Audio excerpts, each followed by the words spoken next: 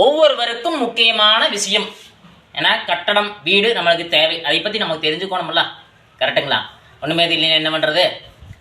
கட்டிடத்தில் எந்த கல்லை வச்சு கட்டினா ஸ்ட்ராங்காக இருக்குது கட்டடம், இது பேசிக்காக நிறைய பேருக்கு தெரியுமா? ஆனால் பழைய ஆட்கள், பழைய மேசன் ஆட்கள் எல்லாம் கருங்கல்னு சொல்லுவாங்க. கருங்கல்ல இப்போ கட்டுறக்கு சரியான மேசன் கிடையாது. இப்போ மேக்ஸிமம் அதில் கட்டவும் முடியாது, சிரமமாக இருக்குது. நிறைய புது ஆட்கள் மேசனால வந்துட்டாங்க, அதனால் கட்ட முடியாது. இப்போ அதுக்கு தகுந்த மாதிரி கட்டுறக்கு உண்டான கற்கள் பார்த்தீங்கன்னா ஆலாபிளாக்கல்லும் செங்கல் தான். இந்த 2 கல்லில் எந்த கல் கட்டுனா நல்லா ஸ்ட்ராங்காக இருக்குது தெரியுமா? உங்களுக்கு தெரிஞ்சால் சொல்லுங்கள்.